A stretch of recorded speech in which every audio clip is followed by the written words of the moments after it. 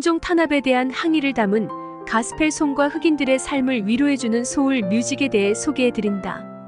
미국의 인종차별 실상을 나타내주는 사례는 많다. 미국 남부에서는 식당 입구에 백인만의 출입을 허용한다는 의미인 백인만 출입이라는 문구가 공공연하게 걸려있을 정도로 그 탄압의 실상은 심각하다. 우피 골드버그 주연의 롱워크 홈 1990은 1955년 알라바마주에서 발생했던 흑인에 대한 인종차별 정책에 반발한 흑인 고용인과 그를 돌봐준 백인 여주인과의 미묘한 관계를 그린 작품이다. 전체 음악 작곡은 조지 펜튼이 담당했다. 영화에서 들려오는 마치 오브시오는 잘 알려진 가스펠송으로 백인들의 차별 정책에 항의를 보내는 노래로 등장하고 있다. 흑인들이 백인들을 습격하는 라스트 장면에서는 가스펠 장르 거물 가수 도로시 러브코츠와 흑인 여성들의 합창 소리가 어우러진 I.M. 고잉스루가 삽입돼 웅장한 심정을 전달해주고 있다.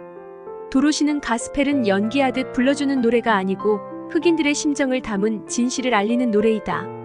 그러므로 클럽 등지에서 불려지는 가스펠송은 가짜다라고 선언할 정도로 가스펠에 대한 무한한 애정을 보여주기도 했다.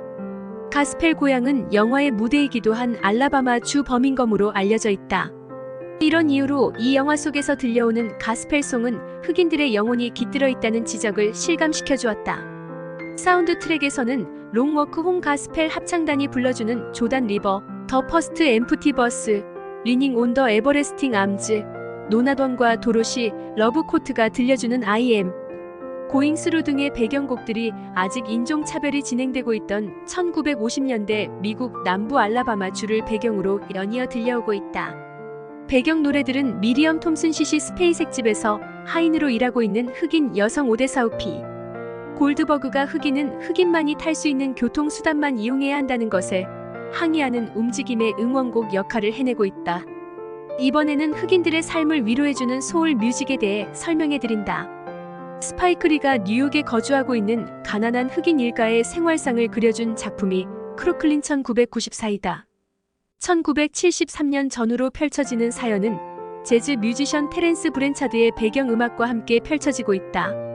학교 선생님인 엄마 캐롤린 알프레 우다드과 고집 불통인 재즈 뮤지션 아빠 우디 델로이 린도 그리고 개구쟁이 오남매가 함께 사는 브루클린의 가족의 풍경이 다뤄지고 있다. 넉넉하지는 못한 생활이지만 빈민가에서 이웃들과 서로 싸우기도 웃기도 하면서 즐겁게 살아가고 있다.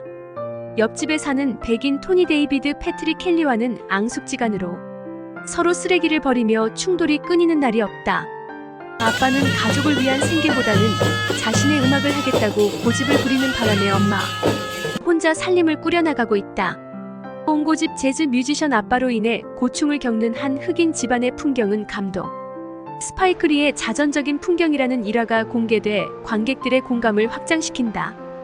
마크 도세이의 피플 메이크 더 월드 고 라운드를 비롯해 크로클린 도저스의 크로클린, 스테이플 싱어스의 리스펙트 유어셀프, 슬라임, 앤드 더 패밀리 스톤의 에브리데이 피플, 커티스, 메이필드의 푸셔맨, 잭슨 5의 ABC, 스피너스 그룹의 마이티 러브, 체인버스 브라더스의 타임 해즈 컴, 투데이 등 1970년대 소울과 리듬 앤 블루스 장르를 장식했던 곡들은 극중 펼쳐지는 경제적 빈곤에 허덕이는 흑인들의 억눌린 풍경에 공감을 보내게 했다.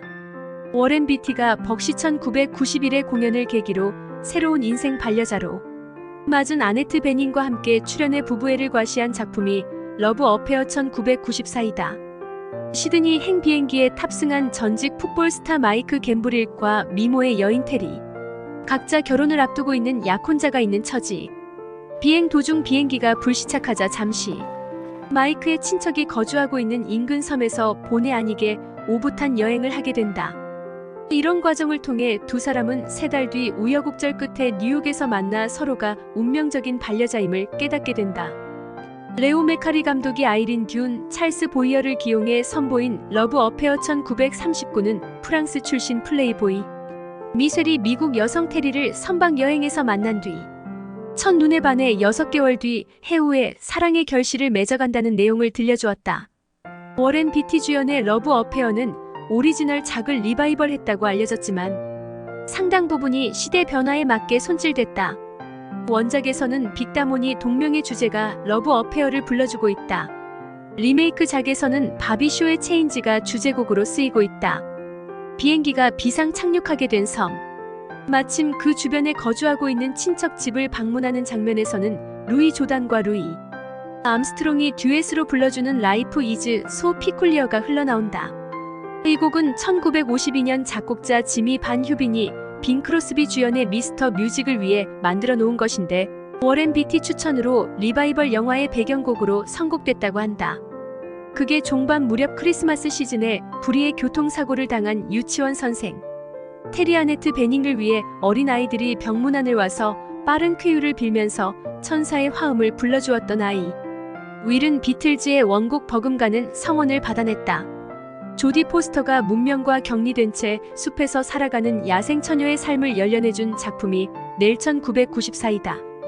프랑소와 트리포 감독의 야성의 소녀 1970와 비슷한 소재를 담았지만 내용상으로는 전혀 다른 맛을 전달해준 인간적이고 환상적 영화로 칭송받았다. 넬은 작곡자 마크 아이샴이 이전에 건조한 전자 악기 굴레에서 벗어나 서정적인 아름다운 선율을 펼쳐주고 있다. 넬을 보호하려는 심리학자 리암 니슨가 그녀의 잊혀진 과거 기억을 되살리기 위한 반응을 시도하기 위해 어두운 밤에 강가에서 헤엄치는 그녀에게 노래를 들려주는 장면이 있다. 이때 흘러나오는 노래는 비행기 사고로 1963년에 31세로 요절한 컨트리 스타 패츠 클라인이 불러주는 크레이지라는 곡이다. 이 노래는 컨트리 거물 가수인 윌리 넬슨이 1961년에 리바이벌시켜 히트 차트에 올려놓았던 곡이기도 하다. 악명 높은 알카트라스 형무소에서 부당하게 학대당한 죄수와 그의 처지를 고발해 미국 교도 행정의 무자비성을 만천하에 알린 작품이 그 유명한 마크 로코 감독의 1급 살인 1995이다. 이 영화에서 법대를 갓 졸업한 크리스찬 슬레이터가 샌 프란시스코 케이블 전차에 막 올라타는 장면에서 흘러나오는 곡이 글렌 밀러 악단의 투시도 정크션이다. 전차를 갈아타는 환승역을 가리키는 이 곡은 음악 담당 크리스토퍼 영의 아이디어로 삽입했다고 한다. 알란 파커 감독의 커미트먼트 1991은 1990년대 공개된 음악 영화의 한 형식을 보여준 뛰어난 작품이다. 영화는 소울 뮤직을 지향하는 아일랜드 더블린에 사는 청년들이 자신들의 뜻에 공감하는 이들을 규합해 아마추어 팀을 결성한다는 내용을 담고 있다. 전자 기타 사운드의 시끄러움에 대한 거부감을 갖고 있는 이들은 이 영화를 보면서 상당한 공감을 보냈다고.